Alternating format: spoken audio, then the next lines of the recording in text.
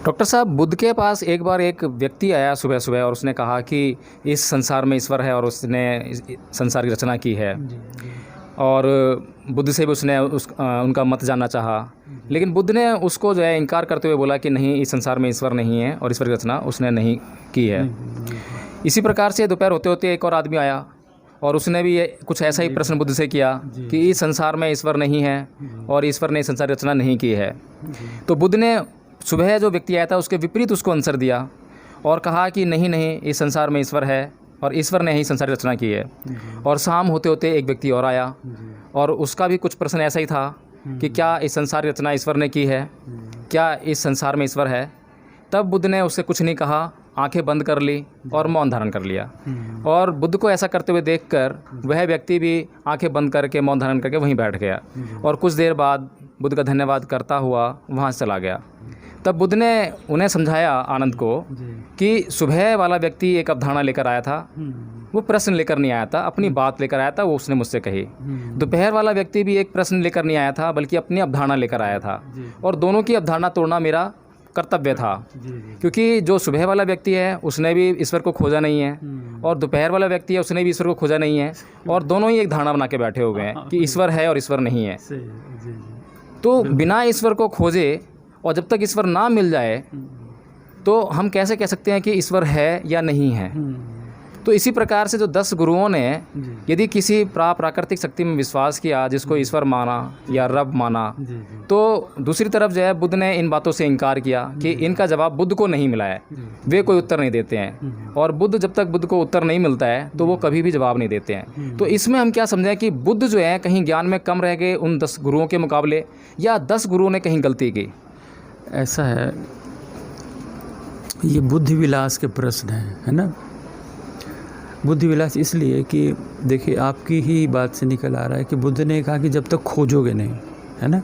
और इस पर मुझे एक बुद्ध की जो बात है वो बड़ी अच्छी लगती है। वो कहता है कि भाई धम्म जो है एक नौका है, क्या तुम नदी पार करने के बाद नौका को ढो लेते हो, है ना, क्या उसको ढो के साथ ले जाते हो? तो कहते नहीं, जो नौका तो वहीं रहती है। तो इस उदाहरण के द्वारा वो बता रहे हैं कि जब तुम ईश्वर की खोज में निकले हो तो धम्म तो तुम्हारा नदी पार करवा देगा, उसके बाद का जो काम है वो तुमको स्वयं करना है ना। वो तो ऐसा काम है जो कि मतलब बहुत हद तक जिसको कहते हैं कि नहीं, मेरा मूल निजी है। नहीं, मैं समझ गया आपकी बात, वो तुम्हारा बहुत ही निजी मामला है। अब तुम उसको किस तरह करते हो, खोज रहे हो, खोजो, बिना खोजे कोई भी धारणा, कोई भी मत बनाओ कि भाई है कि नहीं है, तो इसका उत्तर तुमको स्वयं मिलेगा, है ना। मैं बताऊं या कोई गुरु बताए तो उसी हिसाब से जो 10 गुरु हैं उन्होंने भी देखिए ना कितनी मज़े की बात की है कि राम राम राम तो 50 जगह लिख दिया, है ना। अब पूछे कि राम को डिफ़ाइन कीजिए, तो राम को वो इस ढंग से डिफ़ाइन नहीं कर रहे हैं कि वो दशरथ के बेटे हैं और जिनका मंदिर है या जन्म स्थान है, ऐसी कोई बात नहीं। वो तो बात करते हैं कि वो अजन्मा, है ना। पहली लाइन में जब जी साहब में लिखा हुआ है कि भाई वो जन्म नहीं लेता है, अयोनी है ना, इस तरह से तो वो सारे गुण गिना दिए उसके ईश्वर के। तो वैसी कोई ईश्वर की अगर सत्ता कहीं पर भी है ना, तो उसके बारे में इनको पता नहीं है। इसलिए अगर आप कहते हैं कि बुद्ध कहीं एक नहीं, डॉक्टर साहब, मेरा प्रश्न जो है थोड़ा मैं और स्पष्ट कर दूं। मेरा प्रश्न ये है कि जिस ईश्वर में दुनिया विश्वास करती है, जैसा दुनिया समझती है ईश्वर को, उस ईश्वर के बारे में बुद्ध ने क्या कहा है और 10 गुरु ने क्या कहा है, इस बात को लेकर मेरा प्रश्न है। हाँ, तो वही मैं उसी बात पर आ रहा था कि गुरु जो हैं वो तो पहली बात कि ईश्वर को इस रूप में स्थापित ही नहीं करते हैं कि उसका कहीं जन्म हुआ होगा, है ना। इस रूप में तो मानते ही नहीं हैं। दूसरी बात यह है कि ईश्वर जो है वो किस ढंग से हम लोगों को चला रहा है ना, ये उसका कोई स्पष्ट रूप से खाका भी वो नहीं बता रहे हैं कि इसे ऐसे ऐसे होगा, कि जैसे भाई कोई चित्रगुप्त वो लिख रहा है ब्रह्मा विष्णु में ऐसा कर, ये सब कोई अवधारणा नहीं। लेकिन 10 गुरु विश्वास करते थे कि कोई ना कोई प्राप्त कर सकती है जो चला रही है। बात तो सुनिए, मेरी बात सुनिए, मैं उसी 10 गुरुओं की बात पर आ रहा हूँ। इसलिए जो जहाँ तक उनकी वाणी का सवाल है, अभी हम तो इसी तरह से देखेंगे ना कि जो कुछ वो लिख के गए या बोल के गए, है ना, उसमें से जो बात निकल के आती है वो यही है कि वो ईश्वर की ज़्यादा, ईश्वर के सिंहासन पर गुरु को बैठा देते हैं। देखिए अब ये किस रूप में है कि गुरु जो है, अब गुरु तो वो है आपके सामने स्थिति है, वो तो जन्म भी ले रहा है जी, है ना, उसका तो मरण भी हो रहा है, ईश्वर का तो ऐसा कुछ हो नहीं रहा है, जी, है ना। इसलिए कहने का मतलब फॉर ऑल प्रैक्टिकल पर्पसेस, यानी तुमको ईश्वर का किस लिए चाहिए भाई तुमको, पहली बात तो ये कि है ना, व्हाट फॉर यू वांट ईश्वर, है ना। जब आपका काम इसी तरह से चल रहा है तो आप क्यों चाहते हैं जी, तो अगर आप तार्किकता से ढूंढेंगे तो ईश्वर की शक्ति को आप बाकायदा नकार सकते हैं, है ना। तो वही आपकी बंधन मुक्ति वाली बात है। लेकिन आपके ऐसे बंधन बने हुए हैं, ऐसी सोच बनी हुई है जिसको आगे लोग जिस हिसाब से ईश्वर को डिफ़ाइन करते हैं, बुद्ध वहाँ तक पहुँचे हैं कि नहीं पहुँचे हैं, है ना। ये सब मेरे समझ से तो बड़े इररिलेवेंट क्वेश्चन है, इसलिए कि बुद्ध जो है वो पहले कहते हैं कि भाई एक अवधारणा लेकर के तुम आए हो, अब उसका उत्तर तुम ही को ढूंढना है कि नहीं, अब ढूंढ लो, है ना। अच्छा, अब रही बात कि बुद्ध ने वैसे ईश्वर को प्राप्त किया कि नहीं किया, इस पर भी आप पाएंगे। महायान में चले जाएंगे तो एक से एक आपको उसमें नरेशन मिल जाएंगे, एक से एक नरेटिव मिल जाएंगे, ऐसा किया वैसा किया, तमाम तरह से, है ना। पूरे ब्रह्मांड को एक पैर से छाप दिया, मतलब अब बहुत तरह की चीज़ें उसमें मिलेंगी। लेकिन जहाँ तक मैं समझ पाया हूँ बुद्ध को कि वो बिल्कुल एक साइंटिस्ट की तरह बात करते हैं, है ना। उन्होंने कोई ऐसा छद्म अपना नहीं पाला है कि हम ये ऐसा वैसा, बिल्कुल साफ कह रहे हैं कि भाई अगर तुम्हारे एक्सपेरिमेंटेशन में आ जाता है ना, तो उसको कह देना भी है। तुम्हारे एक्सपेरिमेंटेशन में नहीं आता है तो कह दो नहीं है, या तुम, it is up to you, तुम कैसे लेते हो। गुरुओं की बात है ना, इनमें से कोई भी ऐसा व्यक्ति, 10 गुरु में से मुझे एक भी ऐसा गुरु नहीं दिखा जो ये कह रहा हो कि ईश्वर नहीं है। ऐसा एक भी वाणी, उसकी एक लाइन नहीं आई, है ना। जब आया है इसी तरह से आया है कि भाई जो है, जो गुरु है वही तुम्हारा, यानी मार्ग, जिस तरह से शास्त्रा बुद्ध कह रहे हैं, है ना, गुरु है। शास्त्रा भी गुरु से विहार में गुरु के रूप में, है ना, उसी तरह से वो गुरु को बताते हैं। तब मुझे समानता नज़र आती है कि भाई वो भी गुरु की बात करते हैं। अच्छा, 10 गुरु हुए लाइन में, उसकी क्या ज़रूरत थी, एक ही गुरु से काम चल जाता। तो मैं यहाँ मानता हूँ कि एक जन्म में वो इतना नहीं कर पाए जो बुद्ध ने कर दिखाया। यहाँ पर मैं ज़रूर ये मान सकता हूँ कि भाई बुद्ध ने जो एक जन्म में करके दिखा दिया वो ये संभव नहीं हुआ।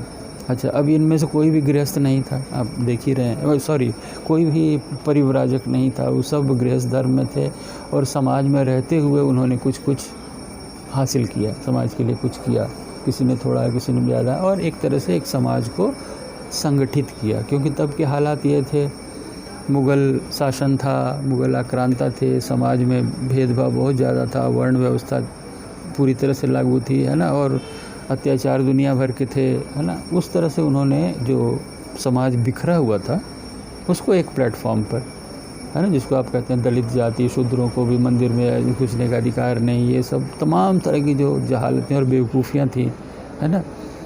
नानक ने तो वो होते हुए भी, हिंदू होते हुए भी कहा कि नहीं, मैं ये जनेऊ मैं नहीं पहनूंगा, जनेऊ पहनाने के लिए आ गए ना, मैं नहीं पहनूंगा।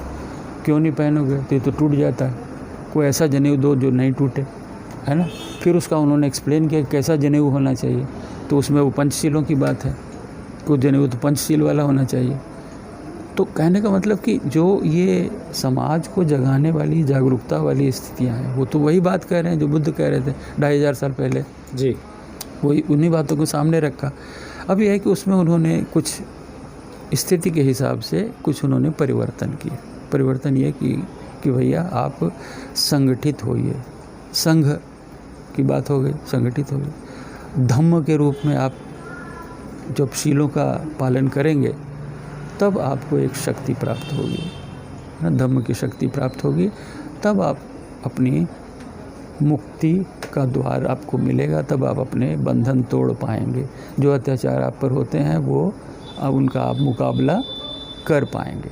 उस हिसाब से आप देखें तो वो सोशलिज्म की तरफ बढ़ जाते हैं, है ना। उस जगह बहुत लोगों ने उसको ऐसे भी एक्सप्लेन किया कि नानक जो है वो कम्युनिस्ट हैं, है ना। उस हिसाब से बुद्ध को भी कई बार कहते हैं कि वो कम्युनिस्ट हैं, कि भाई जहाँ पर उस बात है ना वैसे शोषण की बात करते हैं, समानता की बात जब करते हैं तो वो बिल्कुल उसी रूप में आते हैं जी। है ना। तो इसलिए मैं आपसे यही कहना चाहूँगा बार बार कि जैसे जो ये है एक तरफ तो जो एप्लीकेशन ऑफ जो रिलीजन है, जो एप्लीकेशन पार्ट है बुद्ध के, जो दर्शन वाला पार्ट है, जो थ्योरेटिकल पार्ट है, वो विद्वानों की बात है, विद्वानों की चर्चा है, वो बहुत ज़्यादा आम आदमी के लिए उतनी असरदार नहीं रह जाती है ना। और जो रास्ता बुद्ध दिखा रहे हैं वो सरल है ना, और क्या उसे कहते हैं कि सम्यक का है, और उसमें आप जोड़ दें प्रबंधन को, है ना। जीवन का प्रबंधन करना है, अपने परिवार का प्रबंधन करना, समाज का, और उसमें आप सम्यक का निर्वाह करें, है ना। माने उसको आज की लैंग्वेज में कहें तो ऑप्टिमाइज़ करें जी। तो आपका कल्याण है। ईश्वर हो न हो विशेष फ़र्क नहीं पड़ेगा, लेकिन जब आप ऑप्टिमाइज़ कर लेंगे, है ना, जो कि बुद्ध की प्रबंधन से निकला वो शब्द है, सम्यक शब्द है, उसको इस्तेमाल कर लें तो आप कल्याण ही कल्याण है। डॉक्टर साहब, हमने देखा है, बहुत से दार्शनिकों ने देखा है, तर्कवादियों ने देखा है, और उनके लिए ये ईश्वर या प्राकृतिक शक्तियाँ जी का जंजाल साबित हुई हैं। मनुष्य उन्हें दिखाई दिया कि अंधकार में है, अज्ञानी है, और उसको ज्ञानी बनाने के लिए, उसको अंधकार से निकालने के लिए उन्होंने बड़े प्रयत्न किए।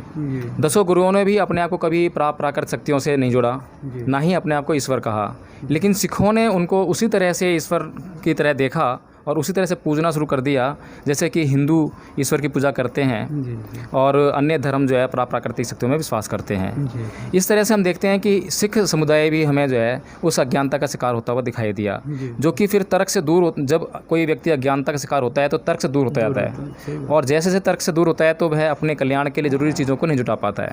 बिल्कुल। तो इसी तरीके से, क्योंकि आपने कहा कि बुद्ध के धम्म का प्रचार प्रसार आप जब पूरी दुनिया में करना चाहते हैं, तो आप सिख समुदाय से आए हैं और आप जल्दी ही, हम समझते हैं कि उन बंधनों से मुक्त होंगे और सिख समुदाय के बीच में भी जाएंगे।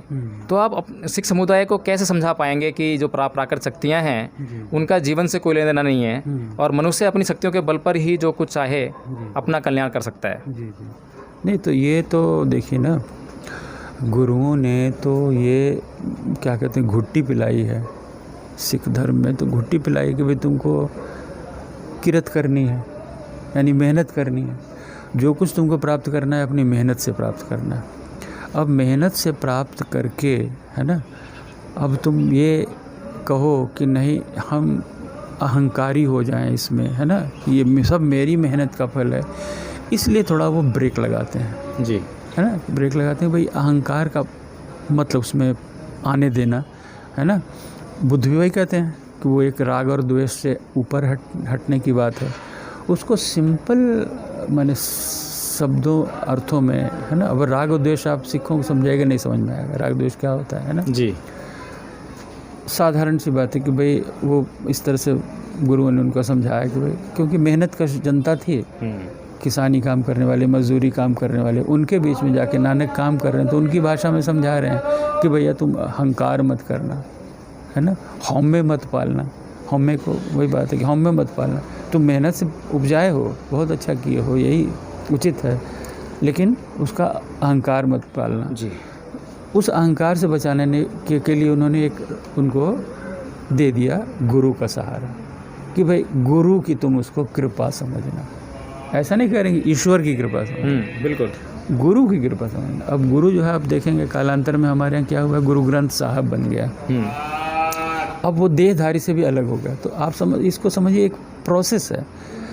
बुद्ध जो है इस बात को एक ही बार में कह दिए, इन्होंने 10 रूप धारण किए, 10 गुरु यही बात समझा रहे हैं, यही बात समझा रहे हैं। समझाते समझाते एक स्टेज आई जहाँ पर वो कहते हैं कि अब ये शब्द ब्रह्म है ना, गुरु ग्रंथ साहिब, अब ये पुस्तक है यहीं से तुम कर लो, तो तुम त्रिपिटक पढ़ लो, है ना।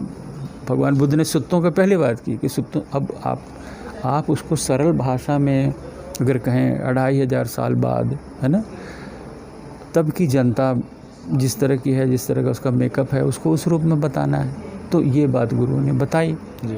अब वहाँ से जो बात जो ठोस रूप में आती है सिख जनता के पास कि वो उसका हिंदुओं की तरह से पूजा करने लग गए, तो ये सबसे बड़ा ब्लेम तो बुद्धों पर लगता है, बौद्धों पर लगता है कि आप इतनी मूर्तियाँ उसके बना ली, बुद्ध मना कर रहे हैं आपको, और आप जो है आज सबसे ज़्यादा मूर्तियाँ बुद्ध की हैं, है ना।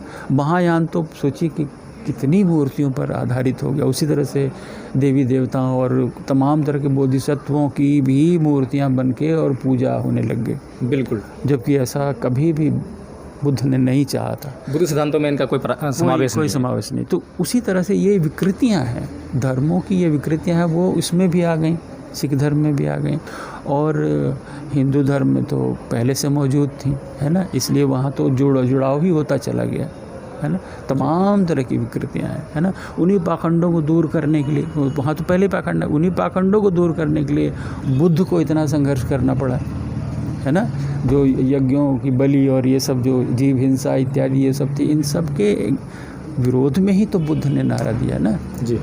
तो उन सब का जो सुधार है एक सामाजिक क्रांति के रूप में बुद्ध दे रहे हैं। फिर सोचिए कि इतना बदल गया, थ्योरी वही है, अब उसमें चेंजेस और विकृतियाँ और डेविएशंस आते चले जा रहे हैं, है ना। आते आते एक स्थिति ये आई है जहाँ फिर एक की ज़रूरत है, फिर नानक को बताना पड़ रहा है ना, कि देखो ये सब गलत है, ये गलत है ना। और फिर वही व्यवस्था, वर्ण व्यवस्था और वो सब, फिर उसको उन्होंने काट करके फिर एक नई धारा दी। अब देखिए कैसे हिंदू धर्म से बिल्कुल समानांतर निकल के एक अलग रूप में खड़ा किया, नहीं तो उस ब्राह्मणत्व की चंगुल से निकलना आपको मुश्किल हो जाता है। हिंदू धर्म को नानक ने बिल्कुल नकार दिया, इसीलिए उसको नकार कर और उसमें कोई भी प्रासंगिकता ना देखकर उनको दूसरे धर्म की स्थापना करनी पड़ी। एक हम लोग मानते हैं कि एक अलग संप्रदाय है, लेकिन आपको साथ साथ आपको 10वें गुरु ने क्या किया कि आपको एक ऐसी शक्ल दे दी, 5 तरह से आपको बांध दिया, 5 कंकार दे करके, कि अब आपकी पहचान अलग बनी रहे, ताकि आप फिर दोबारा न घुस पाएँ। अब ये अलग बात है, फिर उसमें डेविएशन होते हैं, फिर दोबारा आदमी घुस जाता है, फिर उसी तरफ चल पड़ता है, फिर मूर्ति पूजा में, फिर इस अंधविश्वासों में फंस जाता। तो ये मानव जाति की ये स्वाभाविक कमजोरी है, फिर उन्हीं आसक्तियों में जाता है। बुद्ध बार बार इसलिए आसक्तियों से मना करते हैं, आसक्ति में फिर जाता है आदमी। तो ये जो सुधार है, सुधार क्रमशः आप पाएंगे कि सिख धर्म में भी सुधार की लहर चलती है।